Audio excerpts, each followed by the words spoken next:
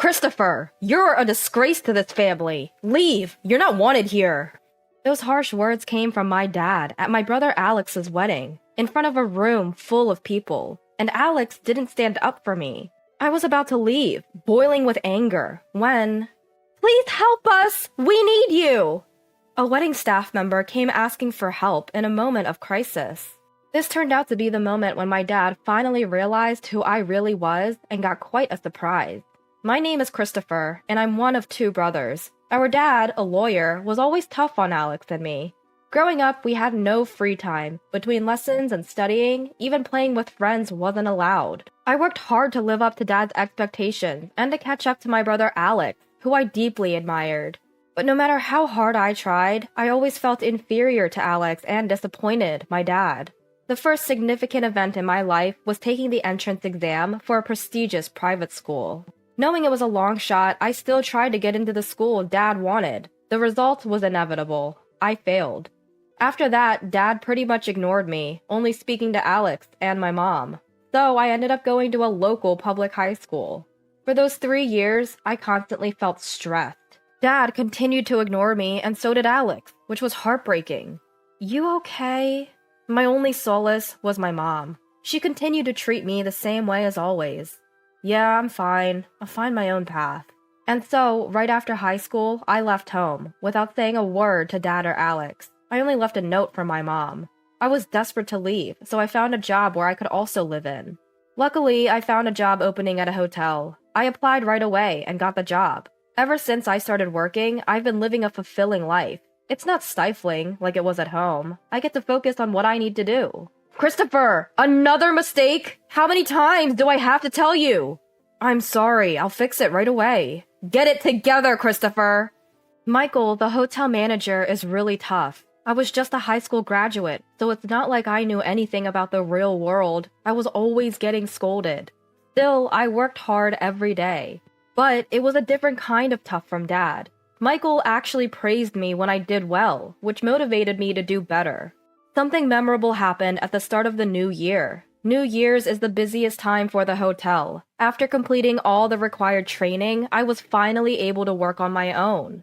That year, it seemed the hotel was more crowded than usual, and the busiest time? Dinner.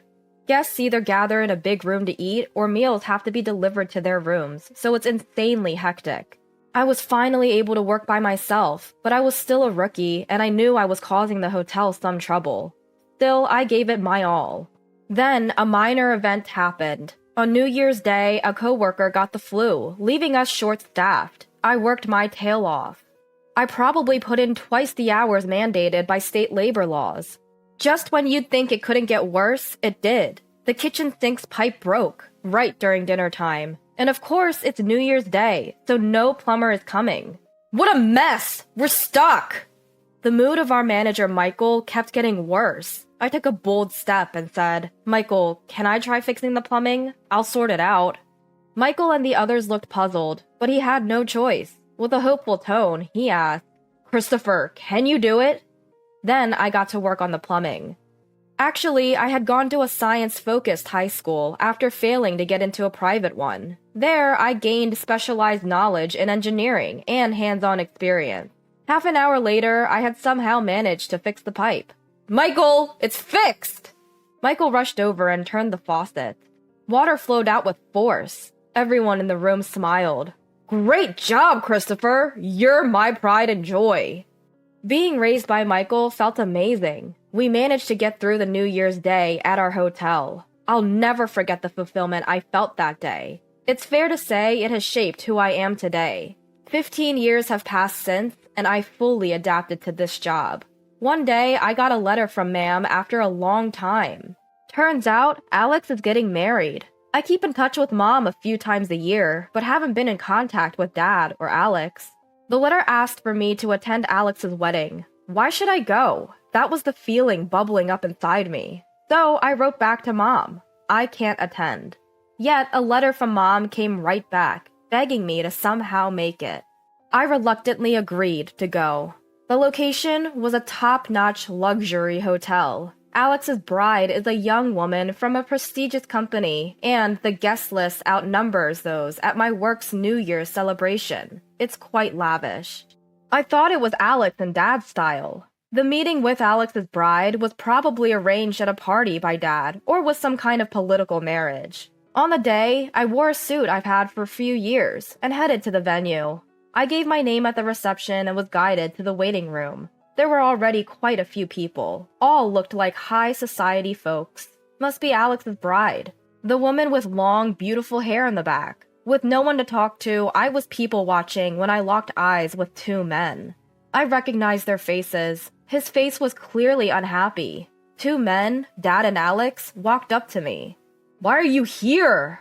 I heard Dad's deep voice. It's been years since I've heard his voice. Is it so wrong to celebrate Alex's wedding? Oh, by the way, congrats, Alex. I said that, and Alex made a conflicted face. He probably can't openly appreciate my congratulations in front of Dad. What have you been up to all these years? No doubt some worthless job. Christopher, you shouldn't be here. As Dad said this, Mom rushed over to us. Come on, Christopher is here to celebrate. No need to be so harsh. Mom was desperate to persuade Dad, but her voice was drowned out by Dad's. Enough, Mom! Christopher, let me make this clear. You're a disgrace. I don't want you ruining Alex's celebration. Get out! Even I felt a surge of anger. I didn't want to come to Alex's wedding in the first place, and yet I get treated like this. That's why I didn't want to come. Fine, I'm leaving, okay? Mom, this is why I didn't want to be here. To see this terrible dad. And turned my back to exit the waiting room. I picked up my belongings and was about to step outside. Please wait! I heard someone call out and turned around. A wedding staff member from the hotel was rushing over. What's up? It seems we have an unexpected guest for today's wedding. We're short on seats and food. Everyone in the waiting room looks worried. Emily, the planner, and the parents-in-law staff. I see. Is that what's going on? Emily can't handle it alone, and they're asking for my help. But what does this have to do with me? Reflect on your past actions. Serves them right. All my grievances against Dad and Alex are bubbling up. But then, memories from the past fill my mind, of times when Alex and I used to play. Alex always made time to play with me during study breaks. Right if I just walked away, I'll be no different from Dad. I turned back to the wedding staff. Can you take me to Emily? The staff member's face relaxed. I quickly followed them back into the waiting room. I returned to the very place I was kicked out of. In the center of the room, Emily, my dad, and the bride's father all wore worried expressions. As I got closer, my eyes met Dad's. Why has Christopher returned? Leave! Dad approached me with a furious look, but Emily got to me first. General Manager, please help us!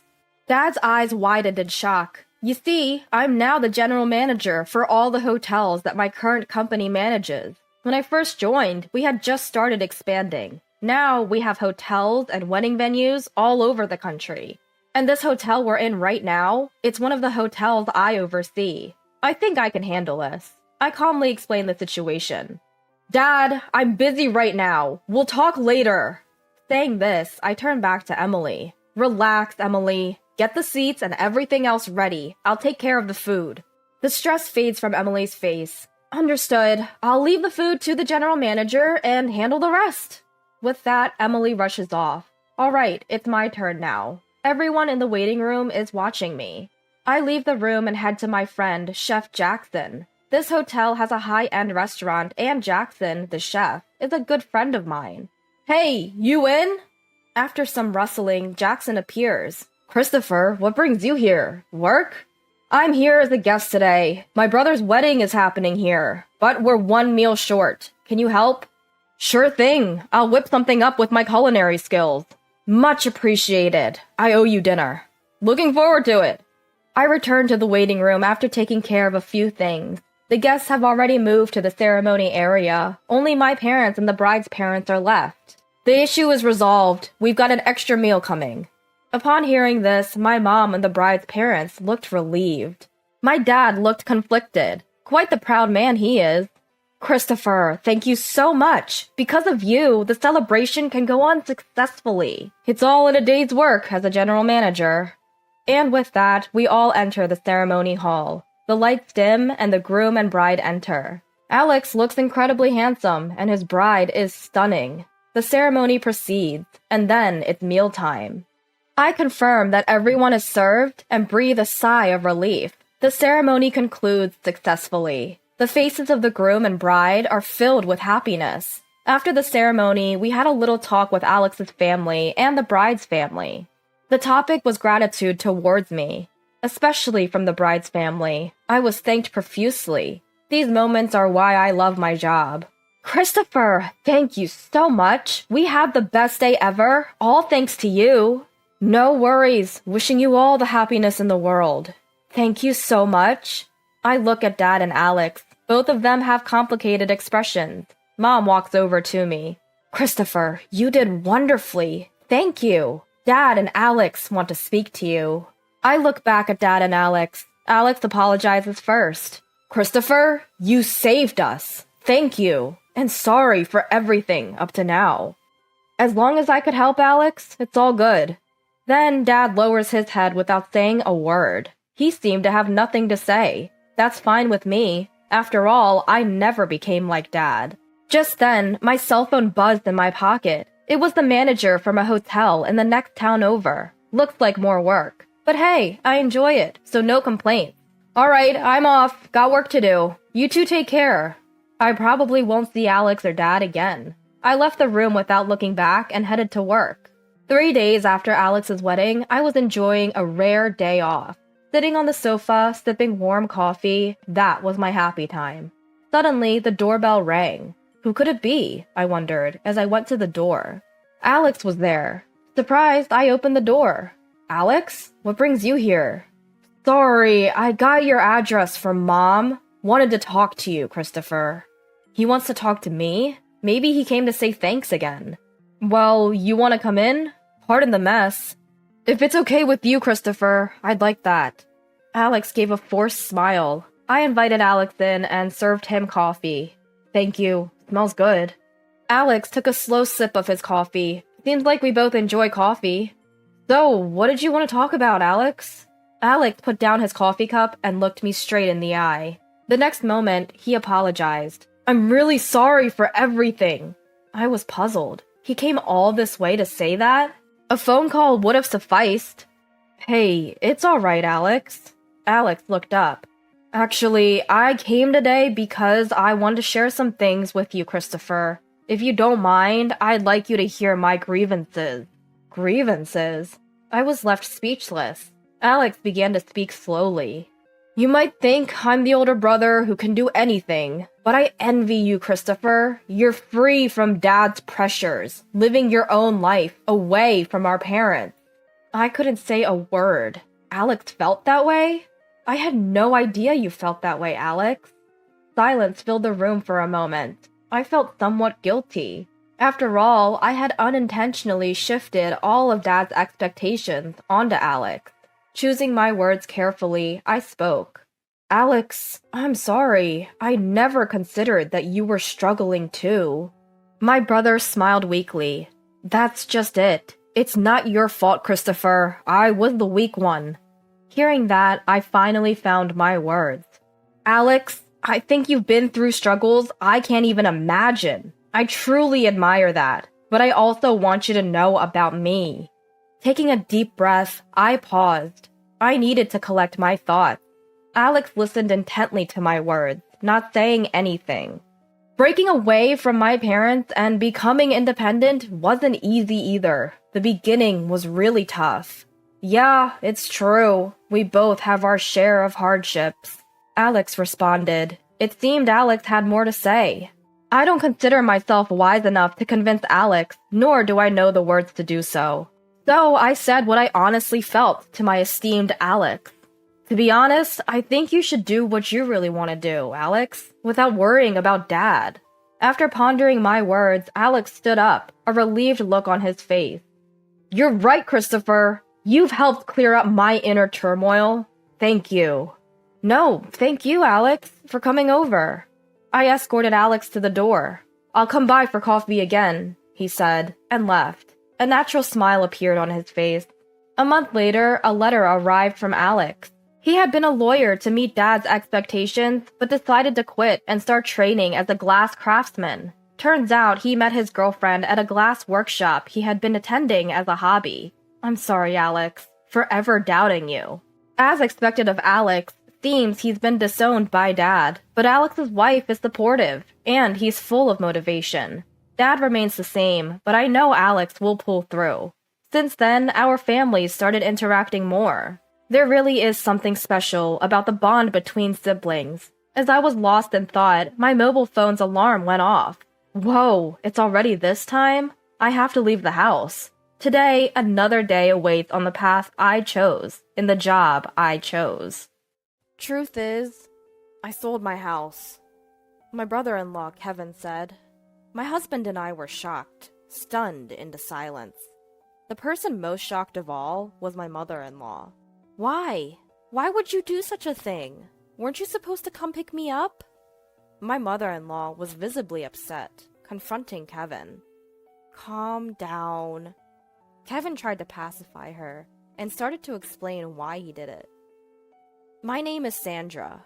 I do remote work with my husband Robert. The peaceful work environment where we could take breaks whenever we wanted satisfied both of us. Then my mother-in-law came to live with us. We were financially stable, so we didn't have any complaints. But why aren't you two going out to work? My mother-in-law would look at us disapprovingly as she said this. I felt exhausted at her words, as if the same thing was starting all over again.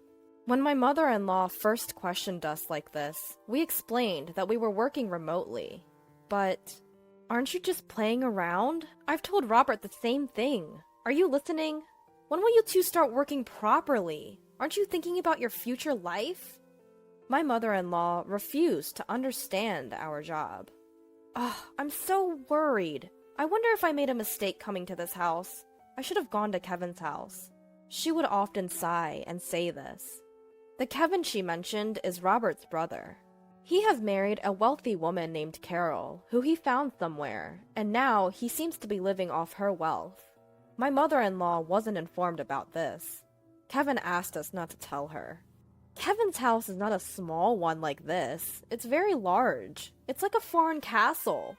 Well, I'm planning to move to Kevin's house eventually, which will become my house. My mother-in-law would say this, waiting for Kevin to come get her. We knew that the day would never come when Kevin and his wife would come to pick her up. That's because Robert once suggested to his brother, who his mother dotes on, that she could live with him. However, Kevin refused to live with his mother. So, we ended up living together. And even though we were called unemployed for doing remote work, we resigned ourselves to the fact that that's just how she is. But an incident occurred that made it impossible for us to continue tolerating it. Out of the blue, we got a call from Kevin. I'll be coming over this weekend. Without waiting for a response, he hung up. What do we do? That guy hasn't changed a bit. Robert and I were baffled, and overhearing our conversation, my mother-in-law leaned in, looking delighted. He's coming to pick me up! Please, help me prepare to move! She said, and then dragged Robert off to her room. Robert looked troubled. Mom, Kevin's not coming to pick you up. He probably called because something happened. But she snorted, clearly unconvinced. That can't be true. But he didn't say anything about picking you up on the phone, right? He just didn't say it, Robert. I'm so tired of this house. You're probably hoping to make me your housekeeper, but that's not going to happen. We couldn't understand why she was having such paranoid thoughts.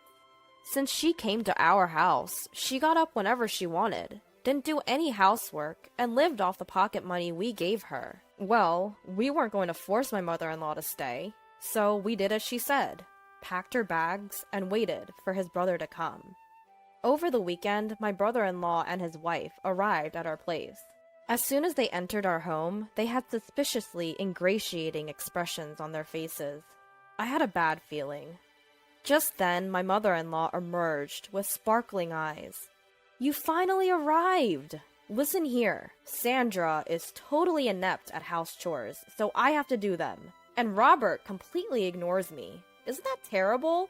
She said that with a victim-like expression. pushed past Robert and welcomed her brother into our home. You guys, don't mistreat Mom. There's no way we're doing that. We're giving her an allowance and she's eating whatever she likes. Plus, Sandra is handling the house chores, Robert said, with a complicated expression on his face, but his brother just looked suspicious. Robert has always been a bit clueless, probably treating Mom badly without even realizing. And it seems Sandra isn't the considerate type. That's right! Kevin really understands me. Hearing this conversation, Robert and I couldn't help but scowl. Despite this, we decided to entertain our guests and led the couple to the living room. We all sat around the living room table with Robert and me on one side and the couple on the other. Now, what are you sitting around for? Serve the tea! Huh? I thought you were going to make the tea, mother-in-law. What are you saying? Making an old woman work? You see, Kevin? Sandra is this kind of person. My mother-in-law even started fake crying at that point. I was so stunned at her behavior that I didn't even feel like retorting. Once I had served the tea, the couple became solemn. The truth is, we sold our house. Robert and I were surprised and shocked at Kevin's words. The one who took the biggest shock was my mother-in-law. Why would you do something like that? Didn't you come to pick me up? She asked, flustered, confronting Kevin. He tried to calm her down, saying, Easy, easy, and then began to explain. We've been in debt, and though we could repay the debt by selling the house, we're broke and have nowhere to live. So we came to discuss if we could stay here. What? Debt? I was trying to start a business, but it didn't go well. Well, that happens, right? Kevin, unabashed, laughed while saying this.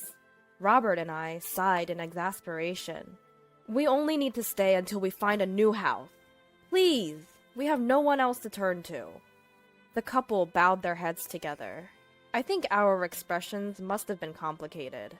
But if they had nowhere to live, we had no choice. We agreed to let the couple temporarily stay in our house. However, we made them promise to leave within a month. Kevin said, "Got it," and still laughing, went back to prepare to move their things. After they left, my mother-in-law sat silently, looking thoughtful. Robert and I assumed she was still in shock. The next day, the couple's stuff arrived right away.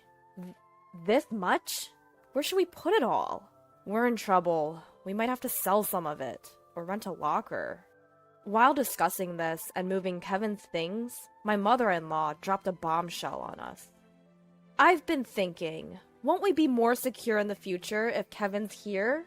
So you freeloaders can leave, can't you? My husband and I were taken aback by my mother-in-law's abrupt statement. If you insist, I can tolerate Robert staying, but I don't need a wife who can't do anything. Get a divorce, then the space that Sandra was occupying can be used for all these packages. My mother-in-law made this demand eagerly, her eyes shining, and looked to my husband for agreement. What are you talking about? He reacted as he usually did, completely astounded. Then, my brother-in-law and his wife arrived. My mother-in-law greeted them with joy. Although I was still shaken by her previous words, my husband decided to ignore them for the moment and asked his brother to deal with the packages. There are more than I thought. Try to reduce the number, rent a locker, or sell some if you have to. When my husband said that, his brother glared at him and said, "What are you talking about? These are important packages. How could I sell them? And what if someone steals them from a locker? What if they get damaged? Are you going to take responsibility, bro?" My husband shook his head at his brother's selfish behavior. This is our house, you know. It's only natural that you should endure some inconvenience, right? If you don't like it, find a place to live, quickly, and leave. At that moment, my mother-in-law shouted, "What are you talking about? Didn't I just say, if you two are not happy with Kevin and the rest, you can leave. You're basically freeloaders. You're not needed in this house. Kevin is trying to start a business, and all you two do is loaf around the house doing so-called remote work. You're a nuisance." My mother-in-law said this as if it were her own house. My husband and I looked at each other in disbelief. My brother-in-law and his wife were surprised at my mother-in-law's words, but then they started to smirk. That might not be a bad idea. Mom, that's a good idea. Yeah, it's a hassle to look for a place, so we could live here. So sell this house to us. Right, Carol? I feel uncomfortable with you two around, so it would be helpful if you sold this place to us. Plus, it seems like our mother-in-law is on our side. So sell this place to us. My husband and I were dumbfounded at their words. What nonsense are you, my husband began, but was interrupted by my mother-in-law, who gloated. See? Both Kevin and Carol are saying the same thing. So what will you do, Robert? If you're going to divorce, you can stay here. My mother-in-law glared at me triumphantly. I braced myself to retaliate, but my husband spoke first. Don't you just say whatever you want? Why does Sandra have to leave? My husband was red in the face with anger, raising his voice. Don't shout like that. It's better without a burden around, isn't it? My mother-in-law retorted, but my husband responded in an exasperated tone. You don't understand anything. This is Sandra's house. At my husband's words, my mother-in-law and brother-in-law and his wife gasped. My husband started speaking up to them, adding to the tension. This is the house that Sandra bought for our life together. What? What are you saying? Isn't it the husband's job to buy the house? There's no such rule. Moreover, Sandra covers all of Mom's allowance and living expenses. Sandra said she'd take on that burden because your pension is minimal, and it would be difficult for you to have financial freedom with just that. Robert was glaring at his mother-in-law with an intense expression. Despite this, my mother-in-law seemed to disbelieve, looking at me and snickering in disbelief. Unbelievable! Sandra just plays on the computer all day. She doesn't even do housework seriously. Wasn't my allowance coming out of my pension? Otherwise, there's no way Sandra could afford to give me $500 a month. Moreover, my mother-in-law continued, Sandra is the one managing my pension, isn't she? You might have told Robert otherwise, but I'm sure you're dipping into my pension. She puffed up her chest and glared at me. I glared back, not to be outdone. It's true, I've succeeded as a business owner. You're lying. Divorce this lying wife already. You should live here with me and Kevin and Carol. Besides, there's no proof that Sandra is earning money. There is. Here it is. With that, I pulled out my paycheck and showed it to her. The sight of it left my mother-in-law and Kevin and his wife slack-jawed. We've not used any of Mom's pension since she moved in here. If Mom ever wanted to leave, Sandra has been managing it so she could live independently. But instead, Mom, you've been bossing Sandra around, interfering with her work. You're the problem. If you don't like Sandra, you should leave, right now. I don't believe any of this. We don't mind if you and Kevin temporarily stay, but some patience should be expected. We didn't want you two to live here in the first place. We only agreed because you begged us. Robert said this, glaring at Kevin and his wife. Kevin and his wife broke out in a cold sweat, not used to Robert raising his voice. Just kidding! But you sure are earning a lot, huh? I wish you could teach me some business tricks. Right, Carol? Yeah. While it's true we were worried about living with our sister-in-law, it seems like she's a good person after all. Kevin and his wife smiled at each other, but my mother-in-law was unyielding. Don't act so high and mighty. You're just a bum. Enough. Robert, you should leave too. You should go outside and see how harsh this world can be. My mother-in-law, filled with conviction, refused to listen to anything we said afterward. Robert and I sighed in disbelief, interrupting her with, Well, if that's how you feel, we'll pack our things and move to a new house. You guys will be stuck with a mortgage, but if that's okay with you, don't come crying to us for help. If you insist, mother-in-law, we'll leave. Even with a pension, maintaining your lifestyle will be challenging. But I guess that can't be helped, can it? At our words, my mother-in-law turned beet red and yelled at us to get out. Wait! You can't be serious! We don't have to do that, do we? Yes, yes. If you two are here, we're safe. Kevin and his wife tried to stop us, but my mother-in-law gave us a fierce look and said, "Don't you dare talk back. Kevin, you're going to be a CEO, aren't you? I don't mind you using my pension, so just start a company and show us how successful you can become. I'll show you what happens when you defy us." My mother-in-law's words were filled with intensity. Hearing this, we decided it was best to no longer get involved with her or Kevin's family and left the house. Of course, the mortgage on the house remained, but we changed the ownership to Kevin's name. Some time had passed since then. While there was some residual dissatisfaction from that incident, having been freed from my mother-in-law's sarcasm, we had resumed our normal routine. Just when we were working from home in our new apartment, as usual, my mother-in-law called my husband, crying. "Kevin has taken my pension and disappeared. He hasn't come back in a week. Carol and I are left alone in the house and we're in trouble. Please help us." She wept as she said this. After my husband calmed my mother-in-law, he asked why Kevin had gone missing. "I gave all of my pension to Kevin for his startup, but he ended up spending it all on gambling. When I confronted him about it, he disappeared," she cried out desperately. Since my mother-in-law couldn't continue the conversation through her sobbing, the phone was handed to Carol. "Could you please call us back? We can't live like this. Ever since Kevin failed his startup and sold the house we were living in, our parents have disowned us. My dad won't forgive us for selling that house. We haven't been able to reach either our dad or mom since..." Carol pleaded with my husband. At the sight of them, my husband muttered, "I knew it," in a disgusted tone. "That's unfortunate, but don't involve us. We warned you when we left, didn't we? Even if you come crying to us, we won't help. You can report Kevin as missing to the police. It's none of our business." With that, he hung up. I was shocked, but my husband said, "They got what they deserved." And I agreed.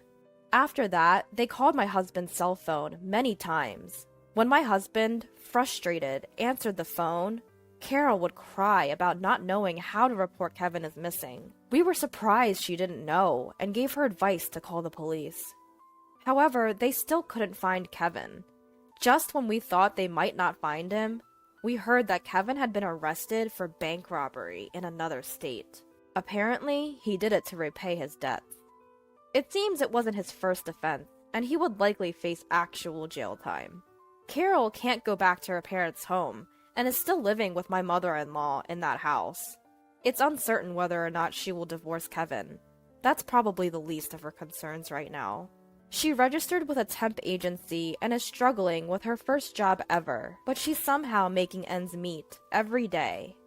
As for my mother-in-law, Kevin took all of her pension, and now she has to repay his debt.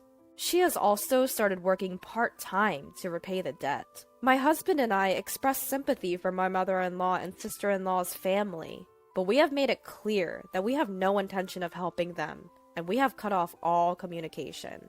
They must be tasting the harsh realities of life that my mother-in-law always talked about.